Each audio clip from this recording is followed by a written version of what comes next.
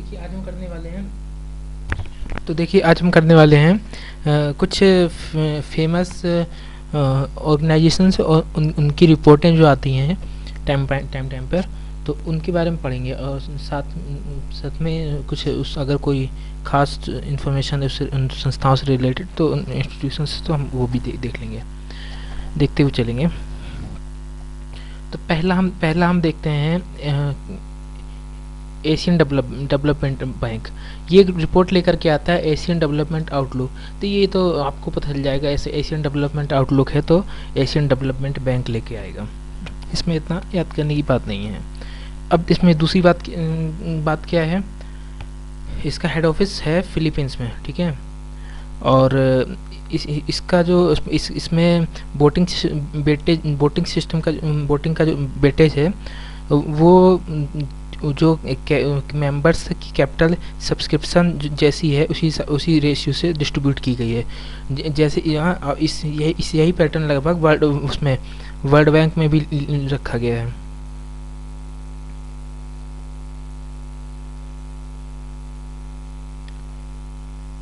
अब देखिए World bank की इतना काफ़ी है फ्री के लिए। हाँ, ये देख लीजिए। देखिए एक बात देखिए, जो एशियन डेवलपमेंट बैंक है, इससे ये कंफ्यूज मत होइएगा कि सिर्फ एशियन कंट्रीज ही इसके मेंबर हैं। देखिए एशियन कंट्रीज तो हैं, ये ग्रीन कलर में जो है एशियन कंट्रीज हैं सारी। और इधर ये जो ब्लू कलर में है ये भी मेंबर हैं, ऐसा नहीं है कि मेंबर नहीं है, मेंबर वो भी हैं। तो नाम इसका एशियन डेवलपमेंट बैंक जरूर है, लेकिन ये भी मेंबर है। इसमें देखिए मेजोरिटी जापान और यूएसए की इसमें वोटिंग राइट्स ज़्यादा हैं, ठीक है। इतना है। उसके बाद वर्ल्ड बैंक का देखते हैं। वर्ल्ड बैंक दो रिपोर्टें लेकर के आता है, एक तो लाता है ईज ऑफ डूइंग बिजनेस और दूसरी लाता है वर्ल्ड डेवलपमेंट रिपोर्ट। इसको पिछली बार शायद दोनों पूछे गए थे, बताइए 4 नंबर दोनों क्वेश्चन, बहुत बड़ी बात। अब देखिए इसमें ये कुछ ईज ऑफ डूइंग बिजनेस पे हम देख लेते हैं। इसमें ये इस तरह के कुछ इंडिकेटर्स हैं, इनके रेशियो 10 हैं। देखिए electricity, enforcing contract, starting business, registered property, insolvency, इन पॉइंट्स के आधार पे ईज ऑफ डूइंग इंडेक्स निकालता है। इसमें इंडिया हमारा अभी चल रहा है 130 पे। हाँ, और इंडिकेटर आपको मुझे नहीं लगता कि 10 के 10 याद करनी चाहिए। मेंस में ज़रूर अगर ऐसा कोई क्वेश्चन हो उसमें ये एडवाइस सजेस्ट करना हो कि कैसे हम अपना बढ़ा सकते हैं ईज ऑफ डूइंग में, तो हम उसमें ये फैक्टर कोड करके कह सकते हैं। तो ठीक है। तब और दूसरा बैंक का देखते हैं, एशियन इंफ्रास्ट्रक्चर इन्वेस्टमेंट बैंक। देखिए ये बैंक जो है, इसमें ये एशिया पैसिफिक रीजन, देखिए institution financing institute that aims to support the building of infrastructure in Asia Pacific region. देखिए एशिया पैसिफिक रीजन की बात हो रही है, एशियन और पैसिफिक, जो पैसिफिक में आते हैं। देखिए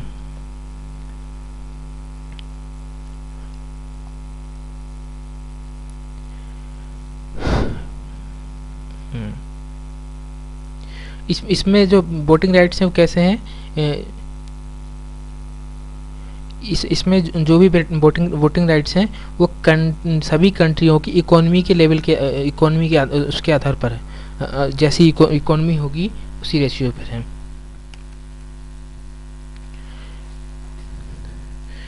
लेकिन एशियन डेवलपमेंट बैंक का अमेरिका मेंबर नहीं है, ये बात याद रखिएगा।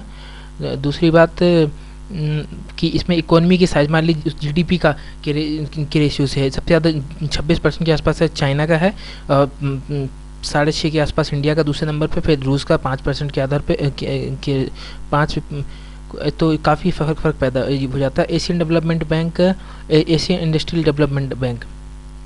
अच्छा, एक चीज़ मैं बताना यहाँ मिस कर गया। देखिए जो एशियन डेवलपमेंट बैंक है, इसने भी फाइनेंस किया है हमारा जो ईस्ट कोस्ट कॉरिडोर बन रहा है, उसमें फाइनेंसिंग की है इसने, इसलिए थोड़ा हो सकता है पूछे, जानकारी हो आपको। अभी न्यूज़ में चल भी रहा था। NBD national new development bank. NBD जो है ये ब्रिक्स कंट्रीज के लिए है, इन्होंने बनाया, मल्टीलेटरल डेवलपमेंट बैंक है ब्रिक्स का। इसमें इसका जो हेड ऑफिस है ये चाइना में है, और फोर्ट टेलर डिक्लेरेशन के बाद ये न्यू डेवलपमेंट बैंक बना। ठीक है। और इसमें जो देखिए ये चीज़ इंपॉर्टेंट है इन बाकी से, the agreement on the NVD specific that the voting power of each member will be equal to the number of its subscribed share in capital stock of the bank. देखिए इसमें क्या है कि जो सब्सक्रिप्शन के समय जो मनी थी वो इक्वल रेशियो में डिस्ट्रीब्यूट थी, तो सभी की जो वोटिंग राइट्स हैं वो सेम है इसमें सभी के, ये खास बात है वोटिंग राइट्स का सेम होना। बाकी ब्रिक्स आपको पता ही है, देखिए ये देखिए ब्रिक्स।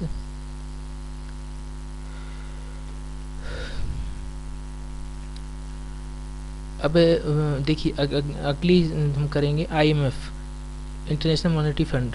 देखिए आईएमएफ के बारे में बाद में बाकी बातें करेंगे, अभी इनकी दो रिपोर्टों के बारे में बात कर लेते हैं। दो रिपोर्ट लेकर के आते हैं, ग्लोबल फाइनेंशियल स्टेबिलिटी और world economic outlook. World economic outlook जो है ये कई बार पूछा गया है, और फाइनेंशियल स्टेबिलिटी वाला भी पूछा जा सकता है, दोनों इंपॉर्टेंट हैं, दोनों को याद रखिएगा। और एक तीसरी एक संस्था है, ये कोई रिपोर्ट तो नहीं है लेकिन ये काफ़ी न्यूज़ में रहती है, वर्ल्ड इकोनॉमिक फोरम।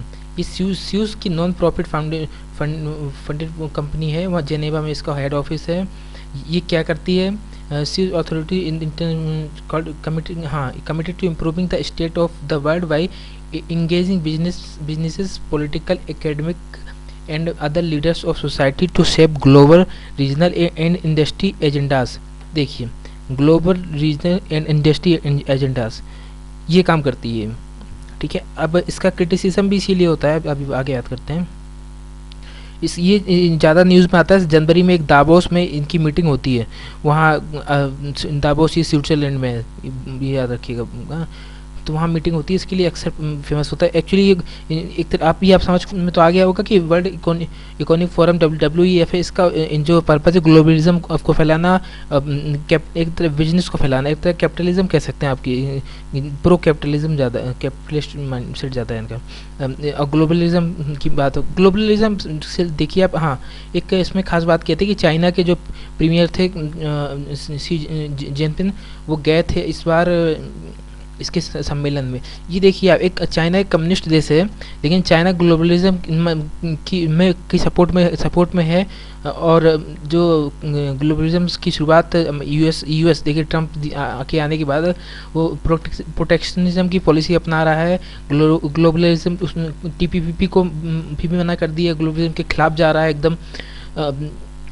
तो कितना फ़र्क पैदा हो जाता है, कम्युनिस्ट कंट्री ग्लोबलिज्म को सपोर्ट कर रही है, और एक जो कल तक ग्लोबलिज्म की वकालत कर रही थी वो प्रोटेक्शनिज्म की तरफ जा रही है। और हाँ इसकी क्रिटिसिज्म की जाती है क्योंकि ये ग्लोबलिज्म की बात करती है, ये कुछ खास वर्ग के लोगों के हितों की बात करती है, बैंकर्स, इंडस्ट्रियलिस्ट, देखिए टेक्नोक्रेट्स, पॉलिटिशियन, इनके जो एक जैसे गोल है, उन्हीं के देखिए they promote common ideas and serve common interest. तो एक ये बड़ा एलिट क्लब जैसी बातें हैं इसकी, एक पर्टिकुलर कुछ एक क्लब की बात करते हैं। ऑक्सफैम की रिपोर्ट, ऑक्सफैम देखिए ये संस्था है, ऑक्सफोर्ड देखिए ये लंदन की है, ये इसमें ये फेमिन के लिए काम करती है। ऑक्सफोर्ड में ये बनी थी, ऑक्सफोर्ड में बनी थी, इसके कारण से ऑक्स प्लस फेमाइन, तो ऑक्सफैम इसका नाम हो गया। ये न्यूज़ में बहुत रही थी। चैरिटेबल, देखिए चैरिटेबल ऑर्गेनाइजेशन है, ग्लोबल पॉवर्टी के लिए काम करती है। ये चार मेन फोकस ऑन, इसका चार चीज़ों फोकस रहता है, इकोनॉमिक जस्टिस पे, essential service, right in crisis and gender justice पे। अच्छा, लेकिन ग्लोबल वार्मिंग वगैरह पे भी काम करती है, अपना करती रहती है। किसी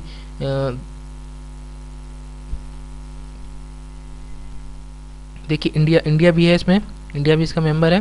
ये सब इंडिया में तो हेड ऑफिस भी है, कई ऑस्ट्रेलिया में भी है, यहाँ भी है, सॉरी हेड ऑफिस कह रहा हूँ, ऑफिस है इनके, रीजनल ऑफिस जो है।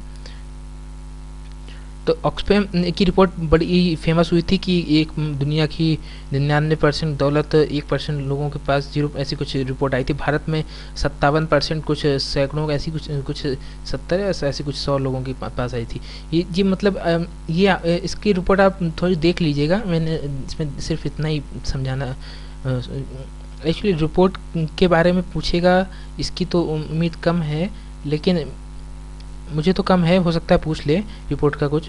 लेकिन ये ज़रूर आपके बहुत काम का डाटा है इसकी रिपोर्ट को कोट करते हुए मेंस के आंसरों में, कि कैसे सेंट्रलाइजेशन ऑफ मनी पावर, जैसे हमारे जो डीपीएसपी है उसमें कहा गया है कि जो सोशलिस्ट जो हमारे उसमें आइडियाज़ हैं उसके तहत डिस्ट्रीब्यूशन ऑफ वेल्थ की बात की गई है, ठीक है। और यहाँ सेंट्रलाइजेशन हो रहा है वेल्थ का।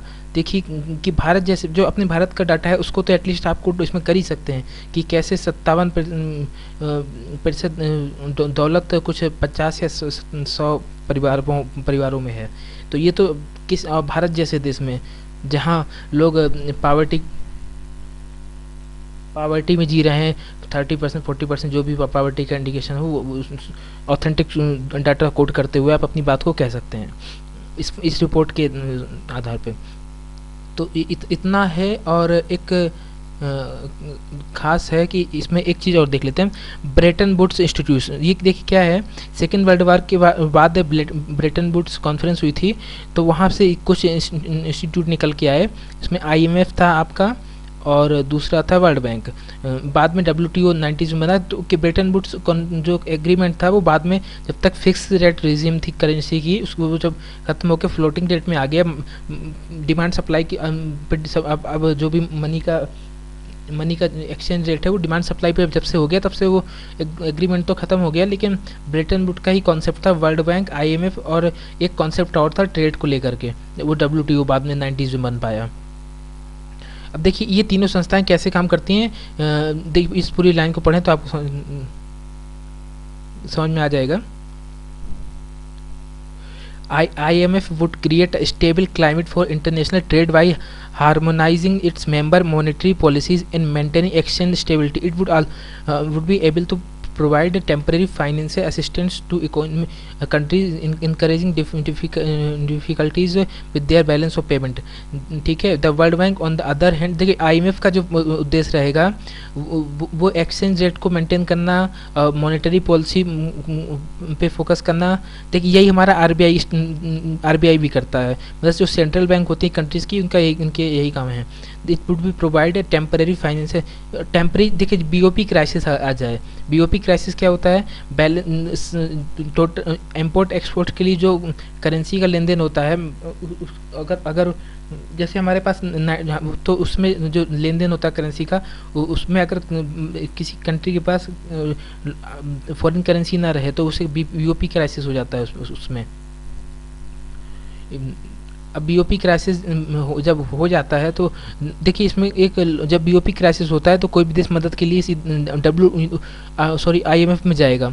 अगर किसी वर्ल्ड बैंक में नहीं जाएगा, ये गलती मत करिएगा, क्योंकि बीओपी क्राइसिस मॉनेटरी पॉलिसी ये आईएमएफ के पूरे क्षेत्र का दिखा रहा है, क्योंकि हमारा बीओपी का काम हमारा वो देखता है, क्या कहते हैं, आरबीआई ही देखता है। तो कोई सेंट्रल बैंक सीधे आईएमएफ में जाएगा अगर बीपीओ वो बैलेंस ऑफ पेमेंट क्राइसिस आ जाता है। और वर्ल्ड बैंक का क्या काम क्या है, देखिए World Bank on the other hand would serve to improve the capacity of countries to trade by lending money to.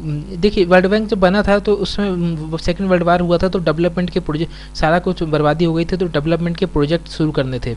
और दूसरी बात, उसके बाद भी वर्ल्ड बैंक डेवलपमेंट प्रोजेक्ट के लिए ही सॉफ्ट लोन देता है। सॉफ्ट लोन मतलब लंबे समय के लिए छोटे इंटरेस्ट पे, कम इंटरेस्ट पे। तो वर्ल्ड बैंक एक डेवलपमेंट करेगा, ये जो बीओपी क्राइसिस को बीओपी को मैनेज करेगा, मॉनेटरी पॉलिसी चलाएगा आईएमएफ। और तीसरी संस्था ये लाना चाह रहे थे डब्ल्यूटीओ, जो ट्रेड को मैनेज करेगा पूरे वर्ल्ड पे। अब देखिए डब्ल्यूटीओ तब नहीं बन पाया, डब्ल्यूटीओ बाद में 90s में जाके बना। तो इस तरह से ये तीन संस्थाएं ये ब्रेटन वुड इंस्टीट्यूशन की दिमाग की उपज थी।